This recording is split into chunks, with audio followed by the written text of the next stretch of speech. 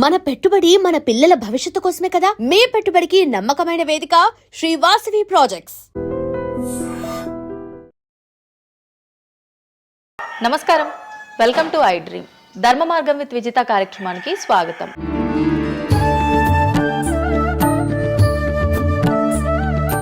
ప్రస్తుతం మనతో పాటు ఉన్నారు ప్రముఖ జ్యోతిష్యులు వేణుస్వామి గారు. ఇప్పుడు వారితో మాట్లాడి మరిన్ని విషయాలు తెలుసుకుందాం. ముఖ్యంగా మనకెన్నో సందేహాలు ఉంటూ ఉంటాయి, వాటి గురించి అడిగి తెలుసుకునే ప్రయత్నం చేద్దాం.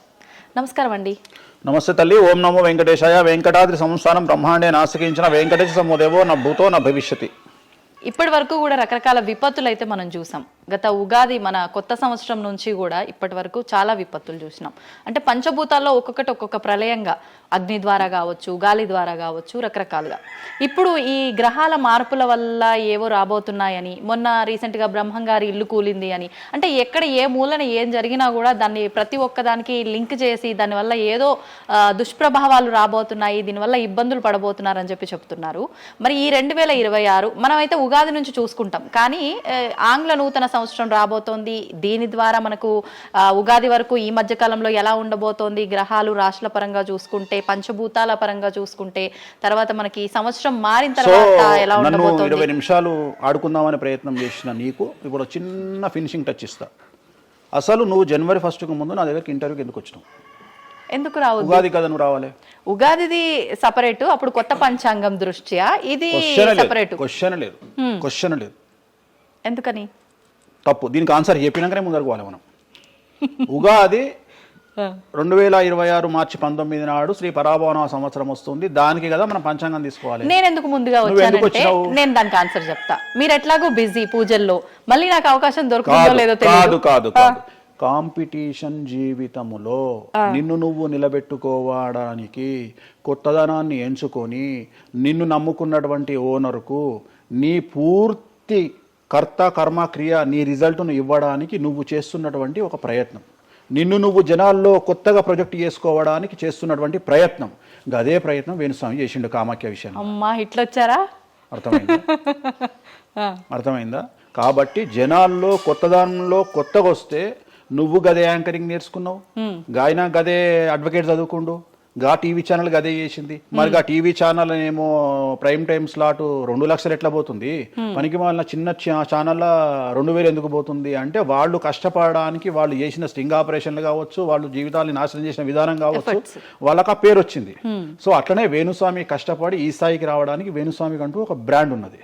సో రెండవది, ఇదే సంవత్సరం ఇదే ఛానల్లో 2025 శివ అనే ఒక యాంకర్ కు నేను ఇంటర్వ్యూ ఇచ్చిన. అందులో చాలా విషయాలు చెప్పిన. ఏమేం చెప్పిన? ఈ సంవత్సరము రైలు ప్రమాదాలు ఎక్కువ అని చెప్పిన, విమాన ప్రమాదాలు ఎక్కువ అని చెప్పిన. చెప్పంగా వెనకకించి వచ్చి వీరికి పని పాట లేదు, వీడు పొద్దుగాలు లేస్తే ఇటువే మాట్లాడతాడు అని తిట్టిరు నన్ను. మరి అయినప్పుడు ఒక్కడన్నా పెట్టడేంద్రా? పెట్టాలే కదా. ఎందుకు పెట్టారు అంటే, చివరికి జ్యోతిష్యం చెప్పుకునే స్వేచ్ఛ కూడా మా బొందకు లేకుండా చేసిరు. జ్యోతిష్యంలో అరే ఇప్పుడు నా సొంత కవిత్వం కాదు, ఎవరిని అడిగినా చెప్తారు. ఈ సంవత్సరం గురువు అధిపతి కమాండర్ కేతువు అన్ని క్లియర్గా ఉన్నాయి. కేతువు అంటే మోక్షకారకుడు, భక్తికారకుడు. ఈ సంవత్సరం 2026లో ఎక్కడైతే జనాలు గుమిగూడు ఉంటారో అక్కడ ప్రాబ్లమ్స్ వస్తాయి. అది రేపు జరగబోయేటువంటి పుష్కరాలు కావచ్చు, రేపు జరగబోయే సమ్మక్క సారక్క పండగ కావచ్చు, లేకపోతే దేవాలయాల్లో ముక్కోటి ఏకాదశి కావచ్చు, ఎక్కడైతే భక్తి భావం ఉంటుందో అక్కడ చాలా పెద్ద పెను ప్రమాదాలు సంచలనాలు జరుగుతాయని శాస్త్రం చెప్తుంది. శాస్త్రం చెప్పినప్పుడు ఆ శాస్త్రాన్ని వేణుస్వామి చెప్తున్నాడు. దీన్ని కూడా తప్పు తీసుకుపోయి వేణుస్వామి ఏలినాడు శని నడుస్తుంది మేషరాశికి, మేషరాశి బాగుండదు అని చెప్పాలి, కానీ మేషరాశి సూపర్ స్టార్లు అవుతారని నేనెందుకు చెప్తా అంటే, అక్కడ చూసిన వేణుస్వామి మన ఒక ఆమె నేను మీనరాశి బాగాలేదంటే మీనరాశికి బాగాలేదని చెప్తున్నా వేణుస్వామి ఎక్కడ ఎప్పుడు వేణుస్వామి అని ఇట్లా ఊతుంది, ఇట్లనే ఊతుంది ఆమె, ఇట్లనే అంటుంది వేణుస్వామి చెప్పిండు అని తిట్టింది. నువ్వు నమ్మవమ్మా, ఆమె అమెరికా నుండి పంచుప్రభాకర్ అని ఒక ఆయన ఉంటాడు, ఆయన తిట్టిండమ్మా ఆ బూతులు భగవంతా, నేనైతే తెల్లారి చచ్చిపోతుండే. అంటే వాళ్ళిద్దరికి ఫైటింగ్ జరిగి గదే మీనరాశి అని చెప్తున్నాను నేను. ఆమె మీనరాశి అంట, గదే మీనరాశి అంటున్నాను. అంటే నేను చెప్పేది అదే. నేను చెప్పేది ఫస్ట్ శనీశ్వరుడు కాదు, శనేశ్వరుడు. శనీశ్వరుడు అని ఎందుకు వచ్చింది అంటే, ఒకరోజు శని శంకరుడు ఇద్దరు కలిసినప్పుడు శంకరుడు శనిని అడుగుతాడు, ఏందా నేను చూస్తే పెద్ద అందరు భయపడుతున్నారు, చాలా పెద్ద పెద్ద వాళ్ళు భయపడుతున్నారు, నువ్వు తోపు తురుమట కదా అంటాడు. అంటే నేను తోపు తురుమా కాదా, రేపు చెప్తా నీ సంగతి అంటాడు. ఎవరు? శని ఈశ్వరుని అంటాడు. అంటే ఏంది అంటే, రేపు నీ టైం వచ్చింది, నీ సంగతి ఏందో చెప్తా అంటాడు. అంటే తెల్లవారి పొద్దున సూర్యోదయానికి శంకరుడు పోయి ఒక చెట్టు తొర్రలో దాచుకొని సాయంత్రం సూర్యాస్తమయం వరకు చెట్టు తొర్రలోనే ఉంటాడు, ఉండి బయటకు వస్తాడు. బయటకు వచ్చిన తర్వాత శని ఎదురుపడితే నన్నేమో చేస్తా అన్నావు కదా, ఏం చేసినావు అంటాడు. అంటే నువ్వు లయకారకుడివి, ప్రపంచాన్ని శాసిస్తావు, ముల్లోకాలను శాసిస్తావు, అట్లాంటి నిన్ను తీసుకుపోయి సూర్యోదయం నుండి సూర్యాస్తమయం దానిక చెట్టు త్వరలో దాచిపెట్టిన, ఇంతకంటే నేను చేసేదే ఉంది అంటాడు. ఆట మొదలు పెట్టేశాడు అక్కడ ఆల్రెడీ. అప్పటి నుండి ఆయనకు శనీశ్వరుడు అని పేరు వచ్చింది. Okay okay. సో ఇది జరిగింది శంకరుడికి కూడా జరిగింది, రాముడికి కూడా జరిగింది. సో ఏలినాటి శని పీరియడ్లో, షష్టమ శని పీరియడ్లో బాధలు పడేటువంటి పరిస్థితి ప్రతి ఒక్కళ్ళకు ఉంటుంది. రెండవసారి ఏలినాటి శనిలో మరీ దరిద్రంగా ఉంటుంది. కలియుగంలో దాని తీవ్రత చాలా ఎక్కువగా ఉంటుంది. కలియుగంలో ఫిజికల్ కంటే మానసికమైన దెబ్బలు చాలా ఎక్కువగా ఉంటాయి. జనాలు కొట్టే దెబ్బలు చాలా ఎక్కువగా ఉంటాయి. నరఘోష వల్ల తినే దెబ్బలు చాలా ఎక్కువగా ఉంటాయి. కలియుగ దైవమైనటువంటి వెంకటేశ్వర స్వామి వారికే ఎన్నో రకాల పూజలు చేసి దిష్టి తీయడానికి ప్రయత్నం చేస్తున్న సందర్భంలో ఆఫ్టర్ ఆల్ మానవుల మనమింత. సో మన మీద ఎన్నో రకాల దుష్ప్రయోగాలు ఉంటాయి, ఎన్నో రకాల నరఘోషలు ఉంటాయి. సో ఇవన్నీ జనాలకు తెలియజేయాల్సిన బాధ్యత ఒరిజినల్ పండితుడిగా, ఒరిజినల్ జ్యోతిష్కుడిగా నా మీద ఉంది. సో సొంత కవిత్వము జనాలకు పాజిటివ్గా చెప్పడానికి నేనేమి ఏమో అంటారు కదా, వ్యక్తిగత ఏదో అంటారు వాళ్ళను, వ్యక్తిగతంగా కౌన్సిలింగ్ ఇచ్చేటువంటి వాడిని కాదు నేను. సో నేను శాస్త్రం ఏం చెప్పిందో నేను దాన్ని మాత్రమే జనాలకు చెప్పడానికి నేను ఇక్కడ ఉన్నా. అంతేగాని క్యాన్సర్ వచ్చిన పట్టుకొని నీకు ఏం లేదు అని చెప్పి వాడిని ఇంటికి పంపించి 2 రోజుల తర్వాత సచ్చేటట్టు చేసేటువంటి నీచుడిని నేను కాదు. క్యాన్సర్ వస్తే క్యాన్సర్ వచ్చింది, ధైర్యంగా బతుకు, ఇంకా బతుకు, నీ కోరికలు తీర్చుకో, అన్ని కోరికలు తీసుకొని సావు అని చెప్తా. రెండవది, అన్ని తిని 60 ఏళ్ళు పోతే ఏం తినకుండా 80 ఏళ్ళు బతికితే లాభం లేదు. సో కలియుగంలో ఇవన్నీ సమస్యలు చాలా తీవ్రంగా ఉంటాయి. భార్యాభర్త కారులో పోతే పక్కింటోడు ఏడిస్తొస్తాడు, మంచి కారు కొనుక్కుంటే ఏడిస్తొస్తాడు, ఒక పిల్లగాడు మంచి ఉత్తీర్ణత శాతంలో పాస్ అయితే ఏడిస్తొస్తారు, మంచి ఉద్యోగం వస్తే ఏడిస్తొస్తారు, ఒక పొలిటికల్ బాగుంటే సస్తాడు, ఒక యాంకర్కు డబ్బులు వస్తే సస్తాడు.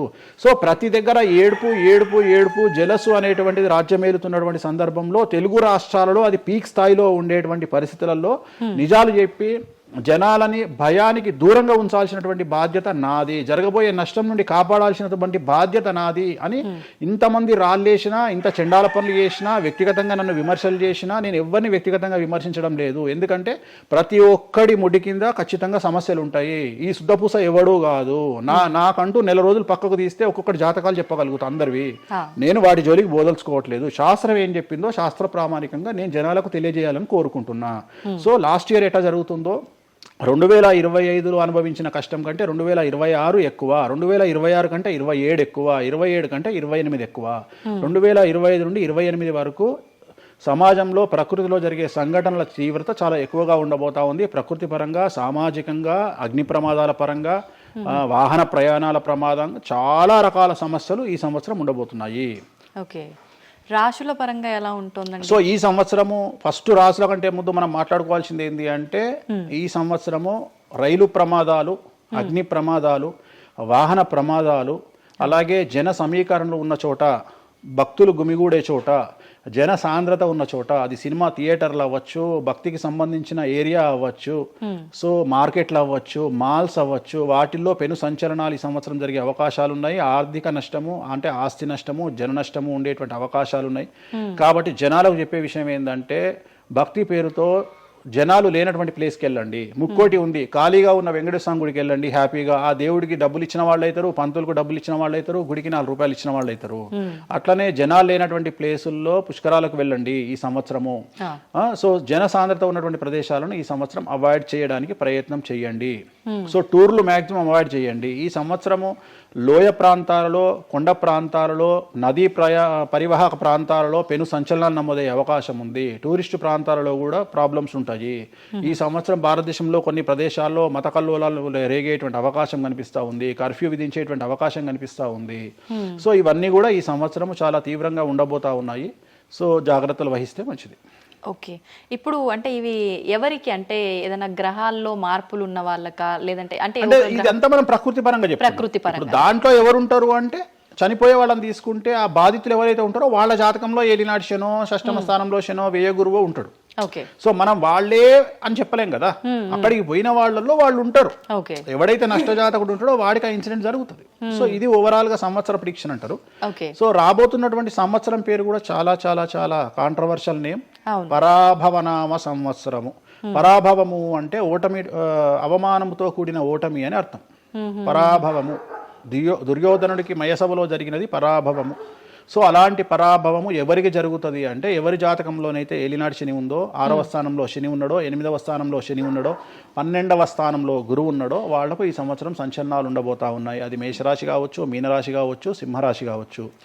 సో ఇలాంటి వారికి ఈ సంవత్సరం పెను సంచలనాలు ఉండేటువంటి అవకాశాలు ప్రస్ఫుటంగా కనిపిస్తా ఉన్నాయి.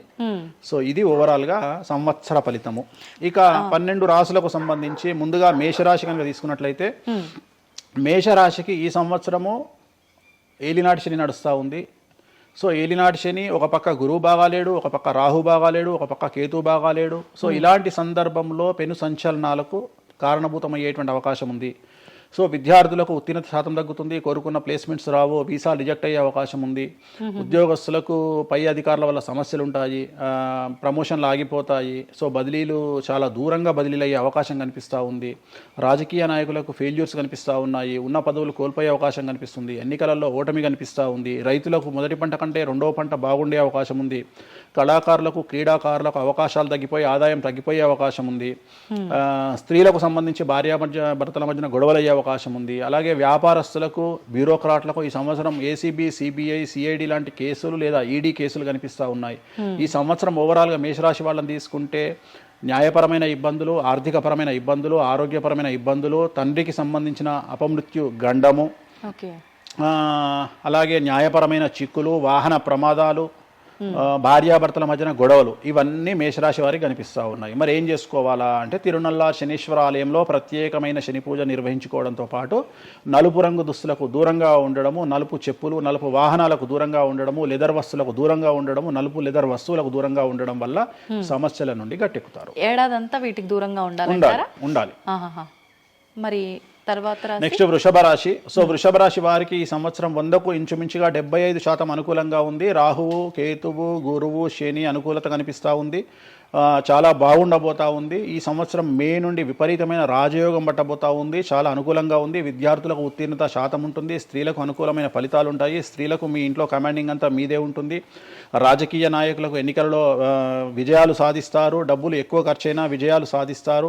అలాగే రైతులకు 2 పంటల దిగుబడి, రాబడి బాగుంటుంది. విద్యార్థులకు కోరుకున్న ప్రదేశాల్లో సీట్లు వస్తాయి. ఉత్తీర్ణత శాతం పెరుగుతుంది.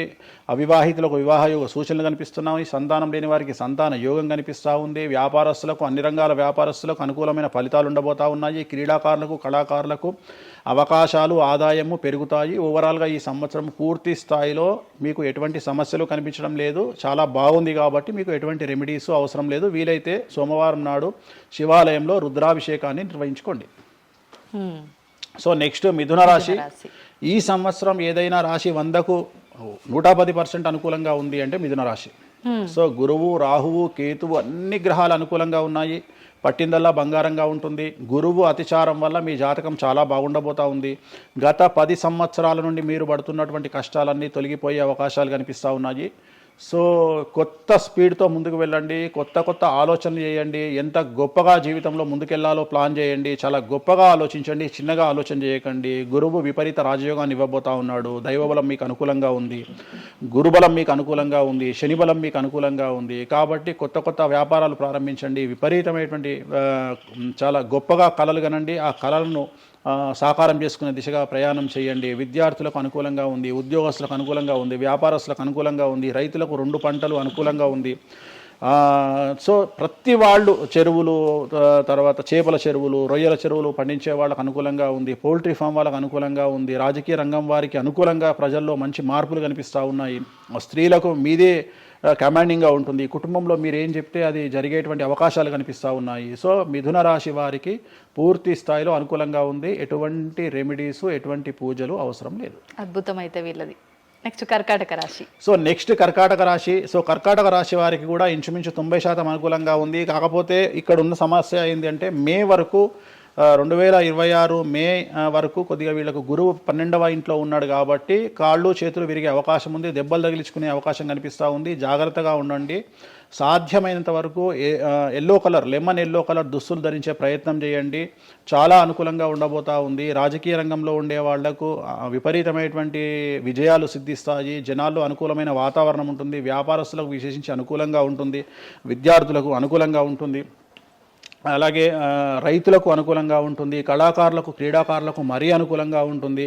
కాకపోతే ఓవరాల్గా కర్కాటక రాశి వారికి ఈ సంవత్సరం కొద్దిగా శత్రువుల యొక్క బెడద ఒక 10% కనిపిస్తూ ఉంది. కానీ శత్రువులను పట్టించుకోకండి. శని బలం వల్ల వాళ్ళు ఎంత ప్రయత్నాలు చేసినా, రాహు బలం వల్ల వాళ్ళు ఎంత ప్రయత్నాలు చేసినా మిమ్మల్ని ఎవరు ఏమీ చేయలేరు.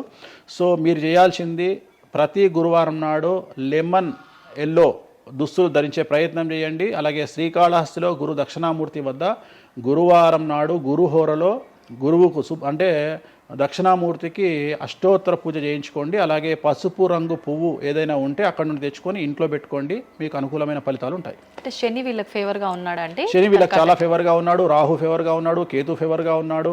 మే నుండి గురువు కూడా ఫేవర్గా ఉంటాడు. అది ఉన్న చిన్న చిన్న ఇబ్బందులకు కూడా ఏమైనా దానాలు అలాంటివి అదే మనం చెప్పినాం. ఎందుకు గురువు లెమన్ ఎల్లో కలర్ గురువుకు దక్షిణామూర్తి సరిపోతుంది. ఇంకా అవసరం లేదు, దానాలు అవసరం లేదు. మరి తదుపరి రాశి సో నెక్స్ట్ సింహరాశి. సింహరాశికి ఈ సంవత్సరం అష్టమ శని నడుస్తూ ఉంది. గురువు వ్యతిరేకమైన ఫలితాలు. రాహు కేతువు చాలా నెగిటివ్గా ఉన్నారు.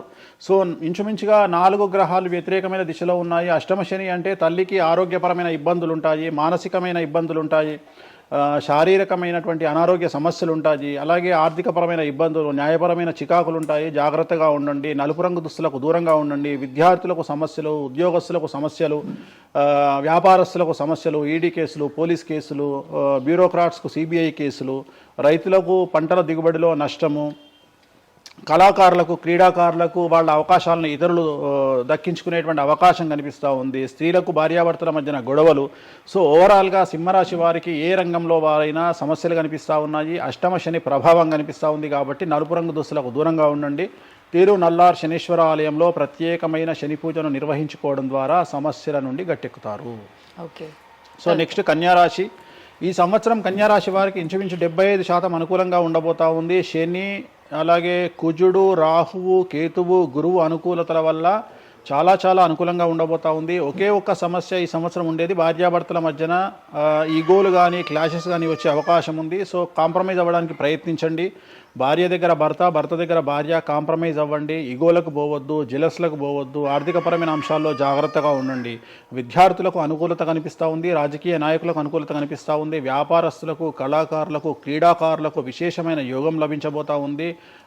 న్యాయస్థానాల్లో పనిచేసే వాళ్లకు, న్యాయ సంబంధమైన వృత్తిలో ఉండే వాళ్లకు అనుకూలమైన ఫలితాలు ఉండబోతూ ఉన్నాయి. స్త్రీలకు విశేషించి అనుకూలంగా ఉండబోతూ ఉంది.